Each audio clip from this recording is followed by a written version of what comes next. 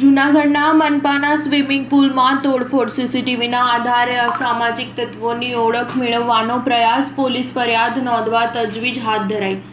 જૂનાગઢ શહેરના મહાનગરપાલિકા સંચાલિત સ્વિમિંગ પુલ પર આવારા તત્વોએ તોડફોડ કર્યાનો કિસ્સો સામે આવ્યો છે, જેમાં સ્વિમિંગ પુલ નજીક લગાવેલી ટાઇલ્સ, રેલિંગ, ખુરશીઓની તોડફોડ કરાઈ હતી. થોડા સમય પહેલા જ કરોડોના ખર્ચે મહાનગરપાલિકા સંચાલિત સ્વિમિંગ પુલને ખુલ્લો મૂકવામાં આવ્યો હતો. જૂનાગઢ શહેરના લોકો સ્વિમિંગ પુલની મજા માણી શકે તે માટે મહાનગરપાલિકા દ્વારા આ સુવિધા ઊભી કરવામાં આવી છે, પરંતુ શહેરના અસામાજિક તત્વો દ્વારા આ સ્વિમિંગ પુલ પર જઈ ભાંગફોડ કરવામાં આવી હતી, જેને લઈ જૂનાગઢ મહાનગરપાલિકાના કમિશનરે તપાસના આદેશ આપ્યા છે. ત્યારે જૂનાગઢ પોલીસ દ્વારા સ્વિમિંગ પુલમાં તોડફોડ કરનાર અને સરકારી મિલકતને નુકસાન પહોંચાડનાર ઈસમોને પકડવા તપાસ હાથ ધરી છે. આ મામલે જૂનાગઢ મહાનગરપાલિકાના કમિશનર ડોક્ટર ઓમ પ્રકાશે જણાવ્યું હતું કે જૂનાગઢ સ્વિમિંગ પુલમાં અમુક આવારા તત્વો દ્વારા સરકારી મિલકતને નુકસાન પહોંચાડવાનો પ્રયત્ન કર્યો હતો. આ બાબતે